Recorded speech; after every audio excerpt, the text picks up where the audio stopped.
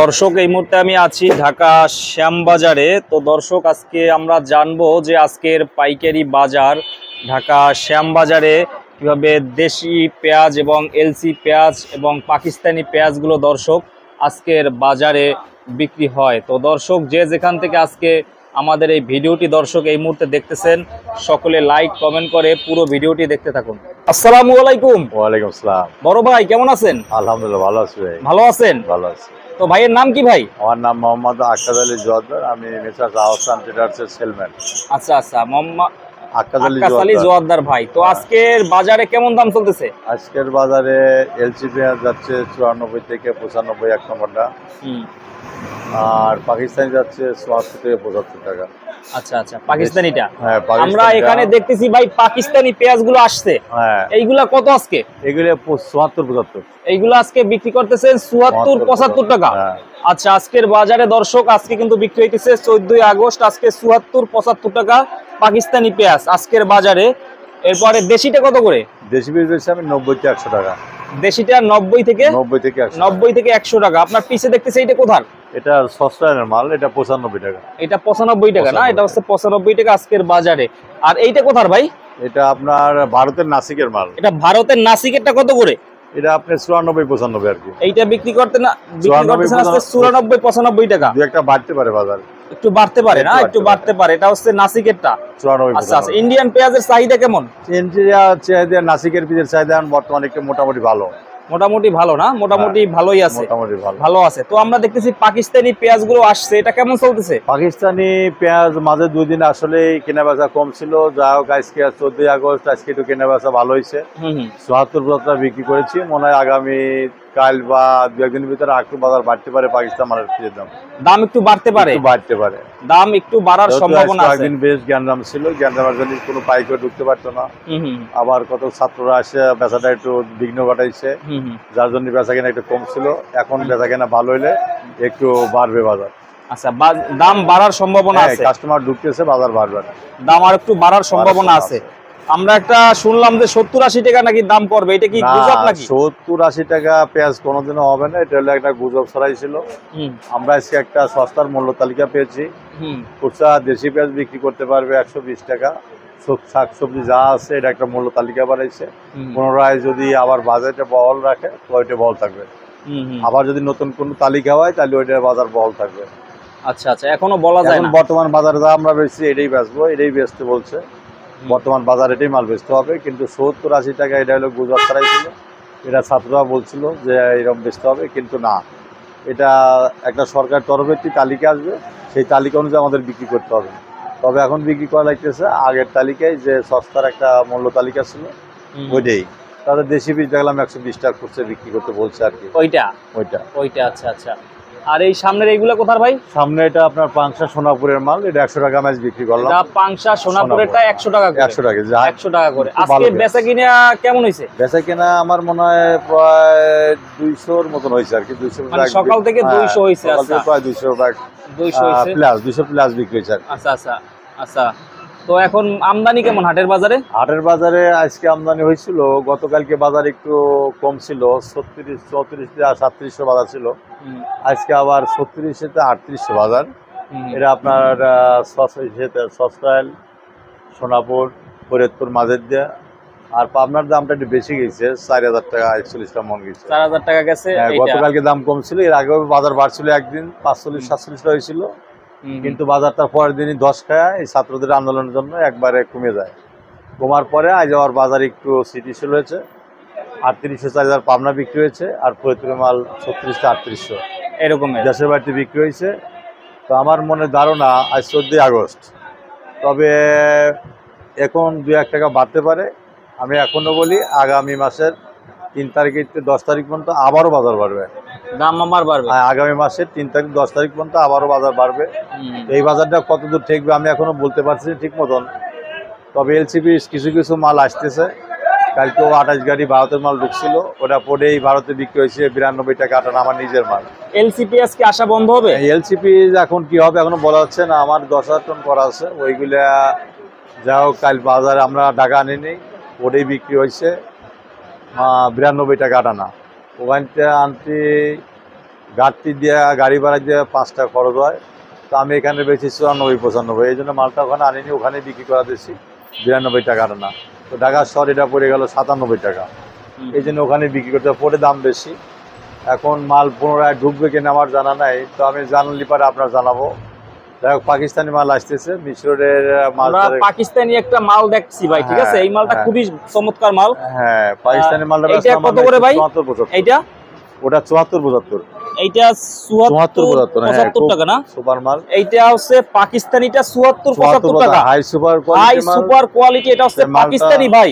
এই বস্তা এগুলো হচ্ছে এই বস্তা, এটা কত করে ভাই আজকে? এটা 74-75 বেচলাম, কিন্তু বাজার দুই একটা বাড়তে পারে। এটা 74-75 টাকা আজকে বিক্রি করছেন, আরো কিছু দাম বাড়তে পারে, দুই দিনের দুই একটা বাড়তে পারে, আর একটু বাড়তে পারে দাম। এগুলা বস্তায় কত কেজি আছে ভাই? বস্তায় আছে 19 কেজি 20 কেজি, 19-20 কেজি আছে। এটা হচ্ছে 74-75 টাকা আজকের বাজারে। তবে এই বস্তাটা করছে ফ্রিজের দাম বেশি দেখে, এই জন্য ছোট বস্তা করছে, যাতে হোটেলওয়ালারা, ছোট পাইকার বা গৃহস্থ বা যারা বাসা বাড়িতে থাকে, ওরা এক প্যাকেট করে নিয়ে রাখতে পারে, বা 1 মাস 1.5 মাস খাইলো আবার নিলে পরে। এই জন্য একটা মূল্য কম আছে, যেমন 1500-1600 টাকা এক বস্তা পিস হয়ে যাচ্ছে। এই জন্যই করছে আর কি। তাহলে তো ভালোই। হ্যাঁ, ভালোই হয়েছে। কৃষক ব্যাপারী ভাইরা তো লসের উপরে আছে ভাই। ব্যাপারী ভাইরা মাঝখানে লাভ হয়েছিল। এর আগে আমি বলছিলাম যে গত মাসের যে মাস যাচ্ছে, আগস্টের 3 মাসের 3 তারিখে 6 তারিখ পর্যন্ত বাজার বেশি হয়েছিল, কিন্তু ঘট করে এই ছাত্রদের আন্দোলনের কারণে বাজারটা 10 খেলো। 10 খাওয়ার কারণে কিছু ব্যাপারে 8 থেকে 10 টাকা কেজি লস খাইছে আবারও। তবে এর লস আবার উঠবে। আমি আবারও বললাম ওনারা যেন 3 তারিখ থেকে 10 তারিখের মধ্যে যদি আবার কেনা বেচা করে, লসটা উঠে যাবে। তবে আমি যেটা বলবো, এটা আমার মনে হয়, আমার মনোমত ভালো হইব। আমি এই বাজারটা ভালো বুঝি, বা বাইরের মালের আমদানি করে ইম্পোর্টাররা, এরা আমার কাছে ফোন আসে, কোন মাসে কত টন মাল আসবে। যেমন মিশর থেকে, পাকিস্তান থেকে, ভারত থেকে। যেমন আপনার কাছে বললাম যে ভারতের কালকে 28 গাড়ি মাল ঢুকছে, এত বিক্রি হয়েছে, এইরকমই সব।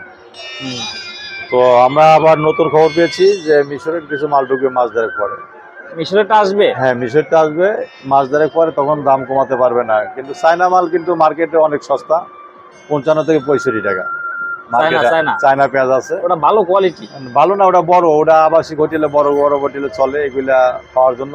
আবার সেনাবাহিনীর ক্যান্টনমেন্টের তো ওইটাই মানে নেয়, ওরা যত সস্তা পায় এটা দিয়ে নিয়ে যায়। তো এখন কৃষক ভাইরা কি অবস্থায় আছে? কৃষক ভাইরা বর্তমান মাঝখানে একটু দুশ্চিন্তা ছিল যে বাজারটা যদি 70 টাকা আসেই যায়, তাহলে তো ওনাদের মাথায় হাত। 80 টাকা হইলো? 80 টাকা হইলো মাথায় হাত। কিন্তু এই পিজের খরচটা, আমি বলি পিজের খরচটা পরে প্রতি কেজিতে 90 টাকা, 85 থেকে 90 টাকা মতন খরচ করে যায়। কি জন্য? এটা কামলার দাম 1000 টাকা, সারের দাম বেশি, বিষের দাম বেশি, তারপর আছে কামলা কৃষিনের দাম বেশি, খরচ অনেক। 1 বিঘে জমি যদি পটও রাখা যায় 25,000 টাকা। যদি গরিব মানুষ 1 বিঘে পিস পট রাখিয়ে লাগায়, ওদের 50 থেকে 60,000 টাকা খরচ করে যায় 1 বিঘে জমির পরে। কিন্তু এখন যদি সরকার এইরকম 70-80 টাকা পিস করে, বাজেটে করে, তাহলে তো কৃষক আর বাঁচবে না। তো আমি বারে বারে বলি যে কৃষক ব্যবসায়ী বাঁচে তাহলে দেশ বাঁচবে, আর কৃষক যদি না বাঁচে তাহলে দেশ চলবে না ভাই। কারণ কৃষকের যে আমি মনে করি সব, কৃষকের আয়ের ভর আমি মনে করি তার কাছ থেকে নিয়ে এসে সরকার, সেনাবাহিনী, পুলিশ এগুলোও বেতন দেওয়া হয়। যদি কেন না, গ্রামে 1 বিঘা জমি বিক্রি করে 10 লাখ টাকা তার খরচ নেয় ভাই, 1,25,000 টাকা রেজিস্ট্রারি খরচ। এই টাকা তো কৃষকের কাছ থেকে আনে নাকি? এটা পায় কনে? কৃষকের ফসল জন্মানে টাকা এগুলো। তবে সেই কৃষক যদি আমরা মারিয়ে ফেলাই দিয়ে আমরা বাঁচতে চাই, তাহলে তো বাংলাদেশ চলবে না ভাই। আগে কৃষককে বাঁচাতে হবে, তারপরে অন্য কিছু যে আন্দোলনই হোক, আগে কৃষকের বাঁচতে হবে, তারপরে যে আন্দোলনই হোক তোরা বল রাখবে। কৃষক যদি মনে করে যে আমরা এবার হয়তো 100 টাকা কেজি বেচলাম, কাঁচা পিস 100 টাকা বেচছি, আমরা সামনের বার বেশি করে লাগাবো, তাতে বাংলাদেশ সরকারের জন্য ভালো। প্লাস পয়েন্ট কি জন্য? যাতে বাইরের পেঁয়াজ টেজ না লাগে। আর এরা যদি দাম পায়, সামনের বছর যে 10 বিঘে লাগাইছে সে 15 বিঘে লাগাবে, দাম পালি যে 5 বিঘে লাগাইছে সে 8 বিঘে লাগাবে, খুশিতে। না, আমরা তো ভালো আছি, আমরা ভালো চলি, দেশ চলবো। তো আমি বারবারই মনে করি ভাই, সরকার যেন কৃষকের প্রতি খেয়াল রাখে। আর আমি যে ডাক্তার ইউনূস ভাই আমাদের এখন বাংলাদেশের সরকার হয়েছে, উনি সবসময় আমি বলবো, এখন যখন উনি ভালো লোক, ওনাকে আমি আবেদন করি, আমি একটি ব্যবসায়িক লোক ভাইয়া, উনি যেন কৃষকের দিকে একটু লক্ষ্য রাখে। যেমন তেল, চাউল, চিনি, ডাউল এবং ধান এগুলোর পর নজর রাখতে হবে যাতে বেশি না বাড়ে। চিনি আছে, অর্থাৎ আমরা যাতে শান্তিতে বসবাস করতে পারি, যারা কৃষক আছে কামলাপুরিতে যাতে ডাল ভাত খাইতে পারে, এই জন্য একটু লক্ষ্য রাখার বিশেষ প্রয়োজন।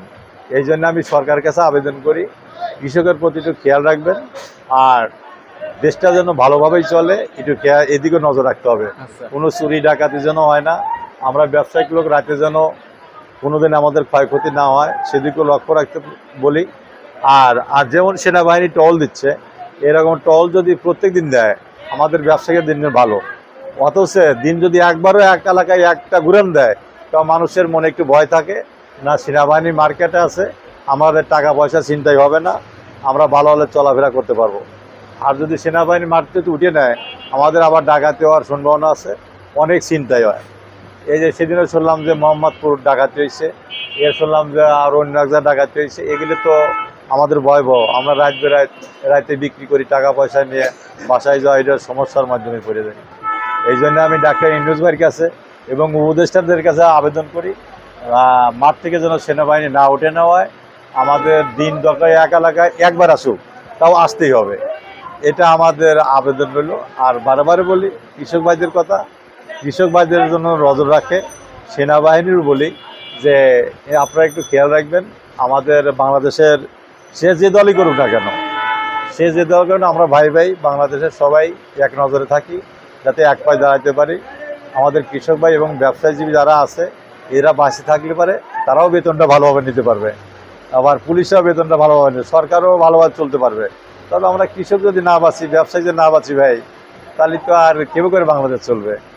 এই জন্য আমি বারবার ডাক্তার ইউনূস ভাইয়ের কাছে আবেদন করি, প্রধানমন্ত্রীর কাছে বর্তমান আমাদের প্রতি খেয়াল রাখবেন, আমরা যেন ভালো হলে চলাফেরা করতে পারি এবং কৃষকরা যদি ভালো হলে চলাফেরা করে দেশের সেবা করার জন্য আমি আবেদন করি আর কি।